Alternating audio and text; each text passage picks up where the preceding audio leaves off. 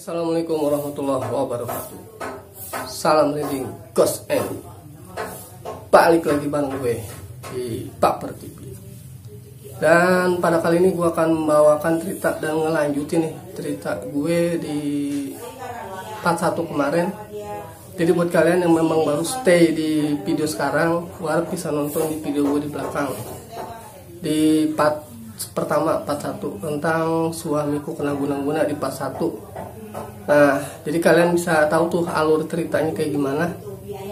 Dan di part 2 ini bakal seru banget dan bakal tayang pada malam hari ini, pada malam Jumat pukul 20 waktu Indonesia Barat ya.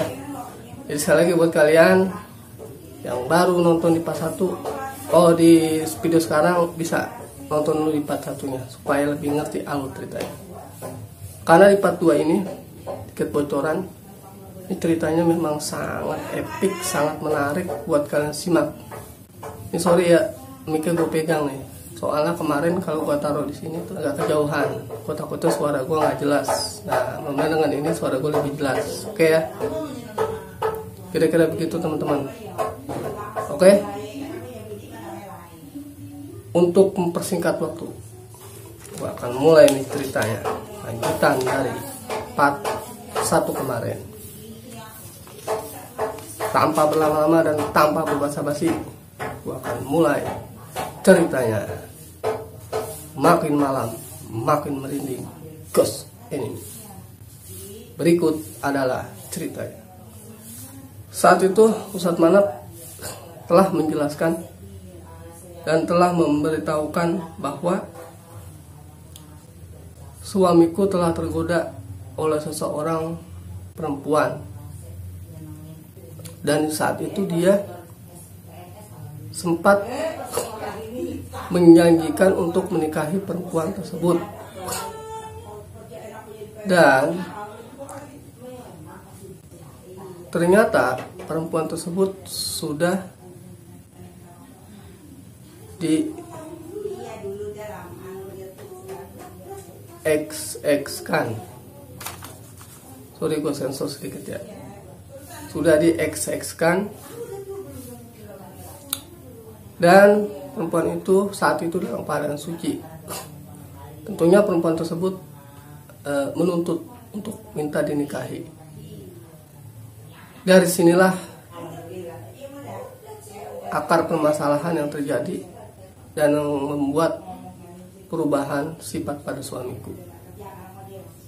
Ternyata suamiku tidak menepati janjinya untuk menikahi, sementara si perempuan tersebut menuntut untuk dinikahi. Akhirnya si perempuan tersebut merasa kecewa dan sakit hati, dan dia mendatangi seorang dukun untuk menyantet suamiku karena sakit hati atas perlakuan yang dilakukan oleh suamiku.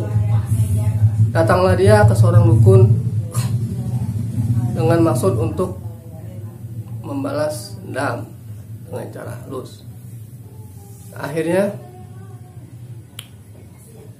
setelah ada kesepakatan antara dia dengan dukun dan jin yang ada di tubuhnya suamiku, itu merupakan jin yang bersumber dari dukun tersebut.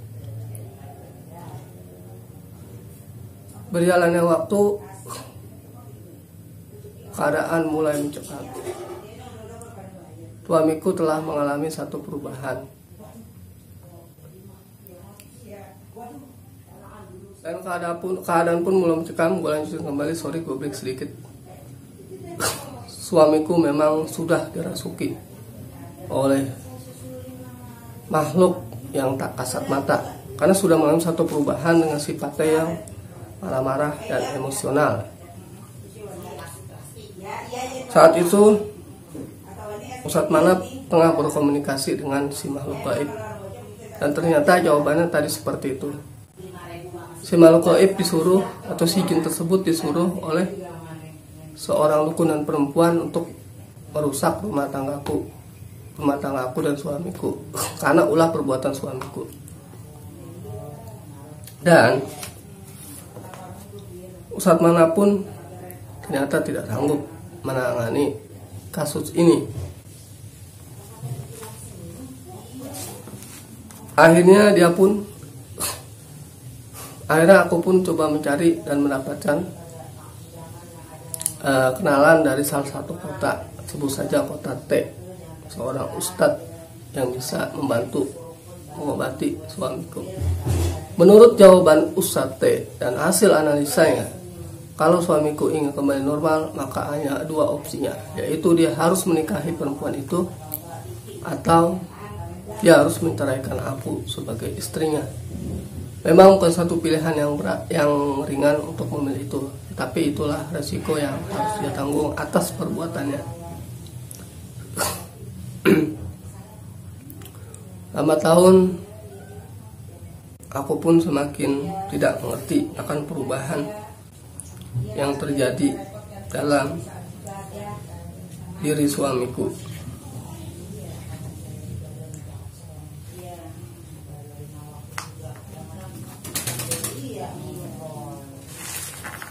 Akhirnya aku sadar sekarang apa yang sebenarnya terjadi pada diri suamiku.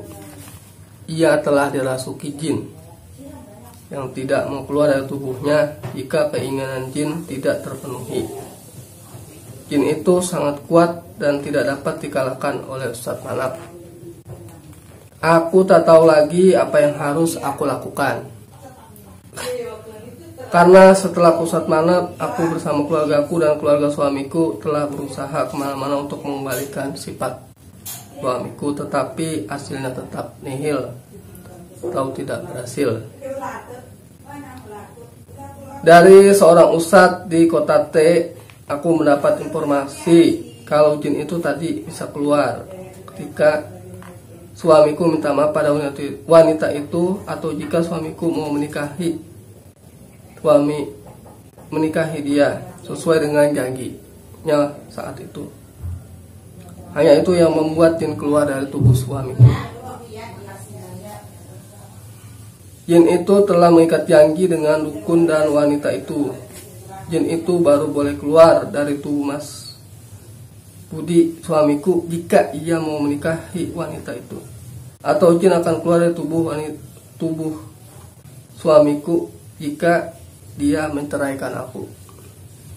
Jelas ustadz yang berada di kota T tersebut. Menurutnya, ini adalah sebuah kesalahan antara manusia. Kesalahan manusia satu dengan manusia lain, maka untuk menebus kesalahannya, manusia yang bersalah itu harus minta maaf pada manusia yang dizalimi sebelumnya. Jika manusia yang zalim itu memberi maaf, maka jin itu akan keluar. Tetapi jika manusia tidak memberi maaf, maka jin tidak bisa akan keluar. Tapi jin itu pasti akan keluar jika aku dan Mas Budi bercerai. Jadi sebenarnya jin itu telah melakukan mengikat perjanjian dengan si perempuan dan berada di dalam tubuh suaminya, dan dia akan keluar kalau dia meminta maaf, bahkan bisa menceraikan istrinya. Next, 17 tahun aku menikah dengan Mas Budi. Di tahun ke-18 akhirnya kami resmi bercerai. Aku tak sanggup lagi menghadapi perangai dan sifat Mas Budi suamiku yang telah mulai melakukan kekerasan fisik. Praktis selama 3 tahun lamanya rumah tanggaku dalam badai besar dan ombak yang mendera. Hingga akhirnya kami memutuskan untuk bercerai. Perpisahan dan perceraian yang ditangisi semua keluarga besarku, keluarga suamiku juga, karena mereka mengenal suamiku adalah sosok laki yang baik. Tentu saja seorang pun tak percaya dengan keputusan yang kami buat, sebab seorang pun tak meyakini kalau sifat suamiku bisa berubah seperti itu. Semua orang tahu bahwa Mas Budi suamiku adalah laki yang baik, welas asih, dan bukan tipe laki temperamen yang mudah marah apalagi melakukan kekerasan fisik. Tetapi itulah yang aku buat sebagai alasan perceraian kami, dan alasan itu pun disetujui oleh suamiku. Buktinya ia menandatangani surat perceraian kami dengan alasan seperti itu. Jadi kisah tadi yang gue bacain itu sebenarnya yaitu bahwa si suaminya itu telah menodai seorang perempuan dan dia berjanji untuk menikahi. Pada akhirnya dia mengingkari janji tersebut dan si perempuan tersebut tidak menerima, alias dia merasa dizalimi. Akhirnya dia melakukan jalan pintas untuk melakukan balas dendam dengan pergi ke seorang dukun dan meminta bantuan. Dan si dukun bekerjasama dengan jin untuk melakukan tindakan itu. Banyak sebenarnya kisah dari cerita yang sangat menarik ini buat kita ambil hikmahnya. Yaitu mungkin kita sebagai, terutama kaum laki-laki, harus bisa memperkuat iman agar tidak mudah tergoda. Apalagi yang sudah beristri, kira-kira seperti itu. Dan kita juga sangat tidak boleh melakukan tindakan hal yang membutuhkan Tuhan atau membutuhkan Allah Subhanahu wa Ta'ala dengan bekerja sama dengan dukun untuk melakukan tindakan yang memang sudah jelas melanggar ajaran agama. Intinya sebenarnya dari kisah ini, jadilah manusia yang lurus dan bertauhid yang kuat pada Allah Subhanahu wa Ta'ala. Dan di akhir cerita ini gua ngucapin makasih banyak. Mohon maaf kalau durasinya nggak panjang. Emang ini yang bisa gue sajikan. Jadi thanks yang udah nonton dari awal hingga akhir. Mohon doanya juga, gue akan bikin studio mini di tempat ini. Nanti kalian akan lihat sendiri studio mini yang akan gue buat. Next, buat kalian yang punya cerita-cerita mistik atau cerita-cerita pengalaman kisah nyata, bisa tuh kirim cerita kalian. Mungkin by email aja ya. By email aja bisa dikirim ke cahdenok@gmail.com. Atau nanti gue coba buatin deh email tersendiri untuk kisah-kisah misteri. Oke, gue rasa itu aja dari gue. Makasih banyak udah nonton dari awal hingga akhir. Next, gue akan bawa lagi cerita-cerita yang lebih seru dan menegangkan. Mungkin sedikit aja gue kasih bocoran. Cerita berikutnya yang akan gue bawakan adalah tentang teror Jalengkung di episode berikutnya. Teror Jalengkung ini mungkin sudah banyak dari kalangan masyarakat kita yang mengetahui tentang mitos Jalengkung. Ini ceritanya seru banget. Bakal gue bikin 2 part lagi, teror Jalengkung 1 dan 2. Kalau memungkinkan untuk 1, ya gue buat 1 part sampai selesai. Oke, itu aja. Makasih banyak udah nonton. Jangan lupa dibantu subscribe, like, share, dan komen. Salam leading Ghost Enemy. Assalamualaikum warahmatullahi wabarakatuh.